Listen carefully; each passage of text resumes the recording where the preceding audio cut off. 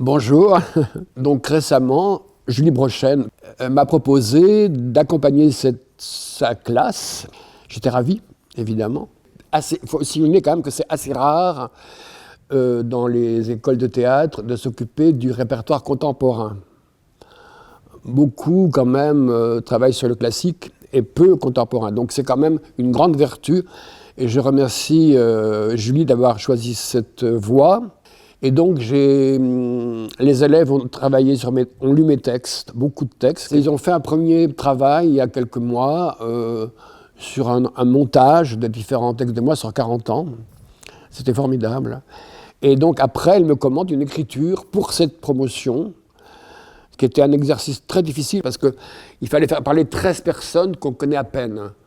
Donc, je leur ai demandé à chacun de me faire un petit texte pour un peu se résumer, leur goût, leur attitude, d'où ils viennent, ce qu'ils veulent faire, etc.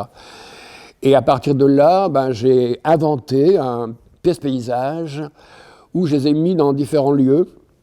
En même temps, j'ai affirmé mes thèmes, parce que je ne travaille pas sur des sujets, mais sur des thèmes, à savoir qu'est-ce qu'on dit quand on est vivant sur Terre, qu'est-ce qu'ils disent, les gens qui nous ressemblent.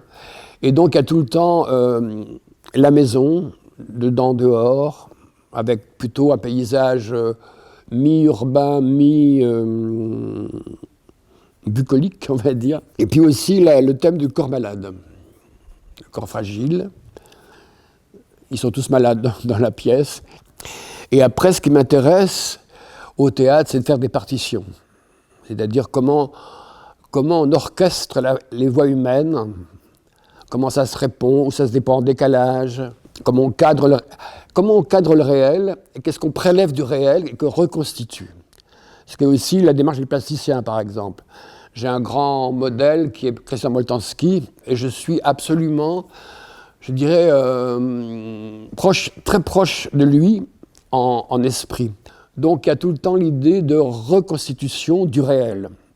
C'est un peu ma démarche profondément. Et puis la transmission pour les jeunes acteurs.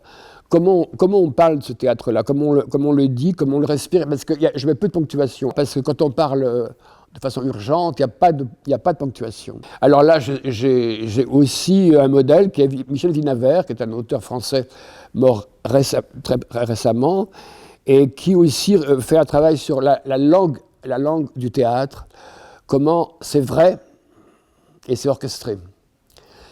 Et ça m'intéresse aussi, ce qui est vrai. Il faut que ce soit vrai. Donc il n'y a pas de science-fiction, il n'y a pas de fantasme. Après, il peut y avoir des incursions de merveilleux, c'est-à-dire tout à coup, on dit mais il n'y a pas de vent. Mais voilà le vent, et le vent arrive. Ou alors un chien arrive et parle, par exemple. Ça m'amuse beaucoup de mettre cette fantaisie-là dans ce paysage ordinaire, des vies ordinaires. Et je crois que la littérature sert à ça, d'être un miroir et d'être une leçon aussi de vie, de philosophie. Le théâtre, pour moi, c'est de la littérature. C'est des livres, ça donne des livres après, donc c'est de la littérature. Je crois qu'écrire, c'est politique de toute façon. Dans le sens grec du terme, dans la cité, tu oses proposer ta vision du monde. C'est politique. C'est un geste profondément poétique de réinventer le monde au théâtre. En tout cas, c'est un geste fondamentalement humain, je crois, la trace qui a toujours existé depuis l'origine du temps. Il faut mettre une trace, des petits gestes qui peut-être, qui sait, peut éclaircir quelque chose, comprendre quelque chose. C'est un langage, et c'est une trace et c'est un langage. Et puis ce qui est beau, c'est une école. L'école, c'est extraordinaire, l'école. On apprend, on découvre, et c'est un endroit de naissance, d'une deuxième naissance. Que je pense que pour eux, c'était important de découvrir de la matière vivante qui vient de se faire, qui est toute fraîche, ou écrit pour eux. Et ça, c'est quand même un rêve d'écrivain, d'être en contact comme ça avec du vivant, du fragile. J'ai fait des coups devant eux dans mon texte. Ils étaient sidérés. Mais je dis, mais un texte, c'est ça. C'est un texte, ça bouge tout le temps. Le théâtre, c'est de la vie. En mouvement, c'est du mouvement. Donc on peut couper, on peut réinventer, on peut déplacer. C'est ça qui est beau dans cette littérature-là de théâtrale, c'est que c'est tout le temps de l'effraction. Sur le moment, on change tout, on bouleverse tout. Et ça, c'est la liberté aussi. La liberté d'expression, en ce moment, surtout, on peut en parler. Parce que là, quand on voit ce qui se passe dans le monde, on est en train de couper ça, le désir et l'art, et la création. Ce qui est fondamental d'une société. Dans la cité, il faut faire ça. Le théâtre sera tout le temps là, tout le temps là. Et puis, on voit que les théâtres sont pleins, quand même, beaucoup.